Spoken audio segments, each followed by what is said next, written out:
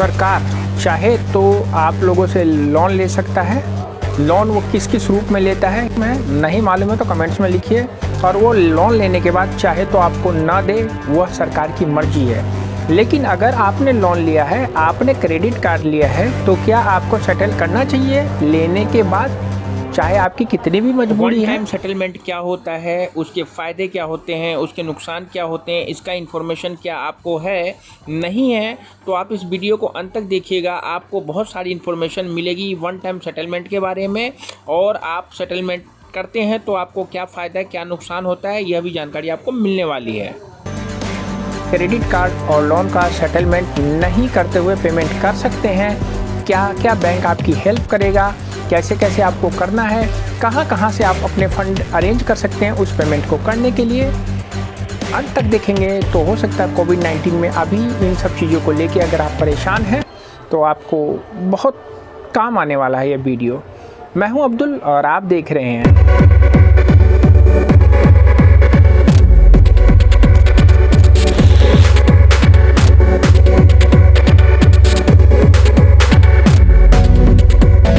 दोस्तों कैसे हो आप लोग। आशा करता हूँ कोविड-19 के टाइम में आप लोग स्वस्थ होंगे, अपने घर पे होंगे। माहौल जैसा क्रिएट हुआ पड़ा है, ऑक्सीजन की मात्रा की कमी का जो बवंडर मचा हुआ है, लाश लोग जो दफनाने और जलाने के लिए लाइन में लगे हुए हैं, आशा करता हूँ जल्द से जल्द ख़त्म हो जाए। ऊपर वाले से इस रमज़ान में यही दुआ आप लोगों के लिए और अपने लिए मांगता हूँ। तो दोस्तों कोविड-19 के बाद आप लोगों को बहुत परेशानी हुई है अपने फाइनेंशियल चीज़ों को मैनेज करने में, खासकर क्रेडिट कार्ड और लोन के पेमेंट्स को लेकर। बहुत कमेंट्स आते हैं, आप लोग कमेंट्स करते हैं कि सर मैं अपने कार्ड को सेटलमेंट करना चाहता हूं क्योंकि बैंक के रिप्रेजेंटेटिव मुझे परेशान कर रहे हैं, मुझे क्या करना चाहिए। तो कई महीने तक आप जब अपने क्रेडिट कार्ड और लोन का पेमेंट नहीं करते हैं तो बैंक उसको NPA कर देता है। NPA करने से पहले बैंक आपको कॉल करके पेमेंट्स करने के लिए बहुत कोशिश करता है। वो कोशिश करता है कि आप उसको किसी न किसी बहाने पेमेंट दे दे, लेकिन चाह के भी वो जब आपसे पेमेंट ले नहीं सकता तब वो आपके अमाउंट को NPA कर देता है।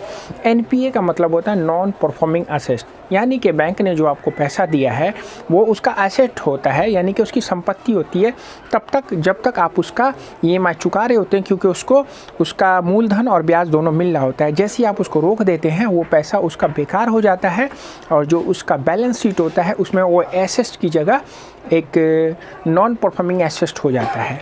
तो बैंक NPA जब आपका 90 दिन के बाद कर देता है तब आपके पास बहुत सारे ऑप्शन होते हैं कि उसमें आप एक ऑप्शन को चूज कर सकते हैं कि आप उसको पेमेंट करके स्टैंडर्ड अकाउंट में बना ले। दूसरा ऑप्शन ये चूज कर सकते हैं कि आप बिल्कुल डिफ़ॉल्ट कर दें। तीसरा ऑप्शन आपके पास ये है कि आप वन टाइम सेटलमेंट कर ले। वन टाइम सेटलमेंट यानी कि OTS, जब आपका 90 दिन के बाद और 180 दिन के बिटवीन आप अगर बैंक को पैसा नहीं दे पाते, बैंक सारे हथकंडे अपना लेता है, वो वकील बन के आपको कॉल करता है, वो पुलिस बन के कॉल करता है, वो आपको नए नए तरीक़ों से रिकवरी करने की कोशिश कर। पहली 2 वीडियो बना रखी है कि आपको जो अगर नोटिस या वारंट आता है वो असली है नकली, आप उस वीडियो को देखिए। लेकिन आप तब भी जब पेमेंट नहीं करते तो आपको ऑप्शन देता है वन टाइम सेटलमेंट का। दोस्तों वन टाइम सेटलमेंट में आप बैंक से बार्गेनिंग करके कम से कम में अमाउंट में सेटलमेंट करवा लेते हैं। वो अमाउंट आपका 10% भी हो सकता है, वो 50% भी हो सकता है, डिपेंड करता है कि आप बैंक से कैसे बात करते हैं। सब्जी खरीदने के बराबर होता है लोन सेटलमेंट करना, डिपेंड करता है कि आपने मंडी में कैसी बार्गेनिंग की है। ठीक है, तो ये सारी चीज़ों को आप रखते हुए सेटलमेंट कर सकते हैं। लेकिन दोस्तों सेटलमेंट करना क्या आपके लिए अच्छा ऑप्शन हो सकता है? नहीं दोस्तों, सेटलमेंट अच्छा ऑप्शन नहीं हो सकता है क्योंकि इसमें आपका सिबिल ख़राब हो जाए। सेटलमेंट का मतलब ये होता है कि बैंक आपको आपका जो भी मूलधन होता है, जो इंटरेस्ट होता है, उसको लमसम अमाउंट में डिस्काउंट देते हुए कभी ब्याज को माफ़ कर देता है, कभी आपके ओवर लिमिट को माफ़ कर देता है, और कभी कभी वो अपने प्रिंसिपल में से भी आपके अमाउंट को लेस कर देता है। और कभी कभी तो ऐसा होता है कि वो प्रिंसिपल के बहुत सारे अमाउंट को लेस करते हुए कहता है कि भाई आपको जो देना है दे दो और अपना पिंड छुड़ाओ। कहते ना भागते चोर की लंगोटी बोली, सेम कहावत वन टाइम सेटलमेंट में अप्लीकेबल है, ठीक है ना। उस सेटलमेंट के बाद बैंक आपको एक एनओसी दे देता है। उस एनओसी लेने के बाद आपको जो रिकवरी वाले कॉल कर रहे होते हैं, बैंक के रिप्रेजेंटेटिव जो आपको परेशान कर रहे होते हैं, वो परेशानी आपकी ख़त्म हो जाती है। तो दोस्तों, वो परेशानी ख़त्म करने के लिए वन टाइम सेटलमेंट अच्छा है, लेकिन भविष्य में जो परेशानी होगी, आप भविष्य में अपना घर लेना चाहते हैं, अपने सपनों को पूरा करने के लिए अपने बच्चों के लिए एजुकेशन लोन लेना चाहते हैं, बैंक से रिलेटिव कोई भी एक्टिविटी आपका प्लान है, तो वो वन टाइम सेटलमेंट के बाद वो सारे प्लान आपके धराशायी हो जाएंगे। बुरा सिविल आपकी ज़िंदगी को अच्छा बना सकता है, मैंने वीडियो बनाया है, आप जाके देखिए। लेकिन अच्छा सिविल आपकी ज़िंदगी ख़राब करता है, उस पर भी मैंने वीडियो बना रखा, उसको जाके ज़रूर देखिएगा। डिस्क्रिप्शन में लिंक है, एक बार विजिट ज़रूर करिए। आपको बहुत सारी ऐसी टॉपिक पे वीडियो मिल जाएगी जो अभी आपके जो टाइम चल रहा है काम की हो सकती है।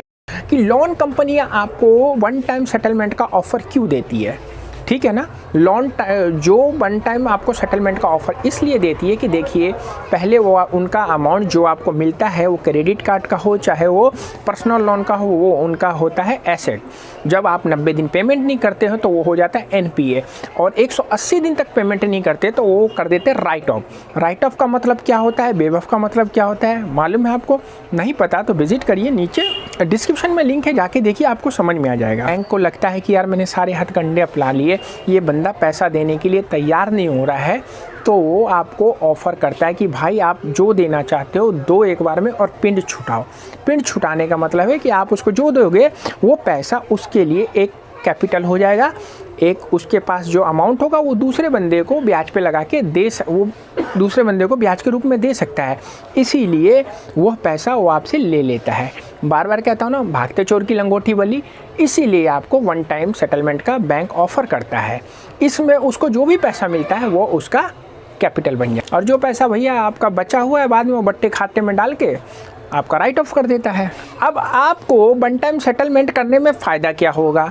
देखिए, वन टाइम सेटलमेंट करने का तो भाई फ़ायदा ये होगा कि अभी आपके पास पैसा नहीं है, जॉब हो सकता है कि आपकी ख़त्म हो रही हो, या सैलरी आधी मिल रही हो, या आपने जान के पैसा लिया हो बैंक से और ना देना चाहते हो।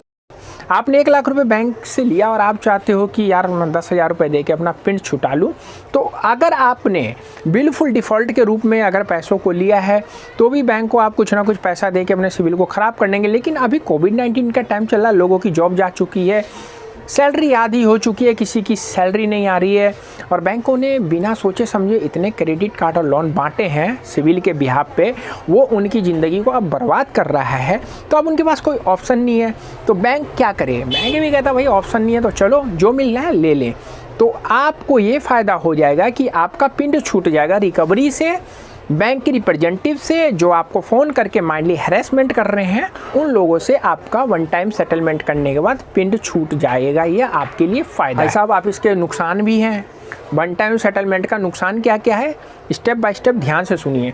सेटलमेंट करने के बाद वन टाइम सेटलमेंट यानी कि ओटीएस एक ऐसा शब्द होता है बैंक के सिस्टम में जो कि आपको एक डिफ़ॉल्टर के रूप में देखता है, आपको घृणा की नज़रों से देखेगा। जब आप बैंक में जाएंगे तो आपको घृणा के रूप में देखेगा। बैंक आपको देखते ही बोलेगा अरे तुमने तो सेटलमेंट कर रखा है, बोलेगा नहीं, बोलेगा ओटीएस है, ठीक है ना। तो आपको ब्लैक लिस्ट कर सकता है, 7-8 साल तक आपको लोन नहीं मिलेगा। आप सिविल के बिहाफ पे कोई चीज़ जो लेना चाहते थे अब वो नहीं मिलेगा, चाहे वो घर हो, चाहे मकान हो, चाहे बच्चों का एजुकेशन हो। बैंक से रिलेटिव जो भी चीज़ें आपको जो मिल रही थी वो सब बंद हो जाएंगी। तो ये ओटीएस इफेक्ट होगा कि आप एक नेगेटिव कैरेक्टर हो जाएंगे बैंक के अंदर, ठीक है। ये सारा नुकसान है। जीवन आपका सुकून से भी बीतेगा। कैसे? क्योंकि बैड सिविल आपकी ज़िंदगी को आबाद कर सकता है। ये वीडियो को देखिए, और गुड सिविल कैसे जीवन को बर्बाद करता है इस वीडियो को भी ज़रूर आप देखिएगा, ठीक है। ये ओटीएस का नुकसान है कि अब आप अपने जीवन को लग्जरी में जो जीना चाहेंगे वो चाह के भी नहीं जी पाएंगे, क्योंकि अब जो आपके पास होगा उसी को खर्च करेंगे, और नहीं होगा तो उसको खर्च नहीं कर पाएंगे बैंक से उधार के रूप में। और दोस्तों, ये लंबे समय तक होने वाला नुकसान है, क्योंकि आपको 7 साल तक सिविल में आपका राइट ऑफ दिखेगा, और हो सकता है कि 7 साल के बाद भी आपका सिविल ठीक ना हो। जैसा कि अभी कहा जाता है कि 7 साल के बाद आपके सिविल में आपकी जो एक्टिविटी होती है वो डिस्ट्रॉय हो जाती है, लेकिन ये कहने की बातें हैं। 7 साल के अंदर कौन कौन से कॉन्सेप्ट आने वाले हैं, जैसे कि अभी हम लोग सुन रहे हैं बैड बैंक कॉन्सेप्ट है, ये सारे कॉन्सेप्ट अगर आ गए तो पहले आप लोगों की बैंक लेने की देनी कर देगा अलग अलग तरीक़ों से। बैड बैंक कॉन्सेप्ट क्या होता है आपको मालूम है? नहीं मालूम तो जाके डिस्क्रिप्शन में वीडियो है, देखिएगा। सेटलमेंट नहीं करवाना चाहते हैं, आपके पास बहुत सारे ऑप्शन हैं जो आप सेटलमेंट ना करवाएं तो बेटर होगा। कैसे आप अपने क्रेडिट कार्ड और पर्सनल लोन का पेमेंट कर सकते हैं, ये वीडियो बनी हुई है, आप जाके देखिएगा। इसमें मैंने 8 से 9 तरीके बता रखे हैं। आप अगर सेटलमेंट नहीं कराएंगे अपने यार दोस्त से अपने कुछ एसेट्स, जैसे आपने सोना रख रखा उसको गिरवी रखकर, आपके शेयर है उसको गिरवी रखकर, LIC की पॉलिसी को गिरवी रखकर, अपने बीवी के जेवर भी हो सकते गिरवी रखकर आप लोन लेके आप अपने क्रेडिट कार्ड और पर्सनल लोन का पेमेंट कर देंगे तो आपको रेट ऑफ इंटरेस्ट में भी यह फ़ायदा देगा, क्योंकि क्रेडिट कार्ड और पर्सनल लोन का रेट ऑफ इंटरेस्ट थोड़ा सा महंगा होता है। क्रेडिट कार्ड का तो बहुत महंगा होता है। कितना होता है क्रेडिट कार्ड का एनुअल रेट ऑफ इंटरेस्ट आपको मालूम है? नहीं मालूम है तो कमेंट्स में लिखिए, मैं आपको बताता हूँ कि कितना रेट ऑफ इंटरेस्ट लगता है। तो गोल्ड लोन हुआ, सिक्योरिटी लोन हुआ और पॉलिसी लोन हुआ, ये थोड़ा सस्ता होता है और आप इसको लेने के बाद जब उसको भर देंगे तो आपका सिबिल फिर से ठीक हो जाएगा। आप कम रेट ऑफ इंटरेस्ट पे पर्सनल लोन के लिए अप्लाई कर सकते हो। दोस्तों मालूम है अभी रेट ऑफ इंटरेस्ट जो पर्सनल लोन का है बहुत कम हो गया है? नहीं मालूम है तो आइए मेरे इस नंबर पे मैं आपको बताता हूँ कि आपकी इस कंपनी में और आपकी सैलरी कितना है और आप कितने कम रेट ऑफ इंटरेस्ट पे लोन ले सकते हैं। लोन से रिलेटिव आपकी कोई भी क्वायरी है, आइए मैं आपकी हेल्प करूंगा, मेरी टीम आपकी हेल्प करेगी कम से कम रेट ऑफ इंटरेस्ट में लोन दिलवाने में। ये व्हाट्सअप नंबर है, आप ज़रूर इसमें एक बार विजिट करके अपने क्वेश्चन को रखिए। 100% आपके सवालों का जवाब मिलेगा, क्योंकि चैट सर्विस बिल्कुल फ्री है। तो दोस्तों कानूनी रूप से, नैतिक रूप से जवाबदेही देनी है देश को, समाज को, अपने परिवार को, तो कोशिश करिए आप सेटलमेंट नहीं करेंगे। सेटलमेंट करने के अलावा भी बहुत सारे ऑप्शन हैं कि आप उसको, उन ऑप्शनों को चूज करके सेटलमेंट से आप बच सकते हैं। लेकिन अगर आप गलती से सेटलमेंट कर भी लेते हैं तो भी आपके पास एक बचाव का ऑप्शन है कि जब आपके पास पैसा हो भविष्य में, तो जितना अमाउंट आपका बचा हुआ सेटलमेंट के बाद आप बैंक में जाकर बैंक से पूछिए कि आपका कितना पैसा बकाया है, मूलधन के रूप में, ब्याज के रूप में, ओवर लिमिट के रूप में, फाइन के रूप में। आप उन सारे पेमेंट्स को करने के बाद NDC के लिए अप्लाई कर सकते हैं। NDC बोले तो नो ड्यूज सर्टिफिकेट। क्या होता है नो ड्यूज सर्टिफिकेट? उससे क्या फ़ायदा होता है और क्या क्या भविष्य में आपको नुकसान हो सकता है उसको ना लेने से, इन सारी टॉपिक्स को अगली वीडियो में कवर करेंगे। तब तक रहिए सेफ, क्योंकि आप रहेंगे तभी नेक्स्ट टाइम मिलेंगे। दोस्तों मैं था अब्दुल, आप देख रहे थे एज के टिप्स। मेरे चैनल पे आप नए थे तो प्लीज़ चैनल को सब्सक्राइब कर दीजिए अगर आप यूट्यूब पे देख रहे हैं। अगर आप ये वीडियो फेसबुक पे देख रहे हैं तो प्लीज़ मेरे पेज को लाइक करिएगा। इंस्टाग्राम में जुड़िए, क्योंकि वहाँ पे लाइव आके आप लोगों के सारे क्वेश्चनों का जवाब देने की कोशिश करता हूँ। दोस्तों टेलीग्राम ज्वाइन करिए, क्योंकि आपको इंस्टेंट वीडियो मिलेगी बिना नोटिफिकेशन के, आप जब चाहें देख सकते हैं। पढ़ने का शौक है, आइए हमारी वेबसाइट www.hktips.com, ब्लॉग मिलेगा वो जो आपके काम का हो। तो मिलते हैं नेक्स्ट वीडियो में। वीडियो को लाइक और शेयर करना नहीं भूलिएगा। कॉन्फिडेंशियल क्वेश्चन के लिए ये जो व्हाट्सअप नंबर आ रहा है, आइए मैं और मेरी टीम हेल्प करेंगे सारे सवालों का जवाब देने में, जो है फाइनेंस से रिलेटिव या सेटलमेंट से रिलेटिव। सी यू, मिलते हैं नेक्स्ट वीडियो में। Bye bye.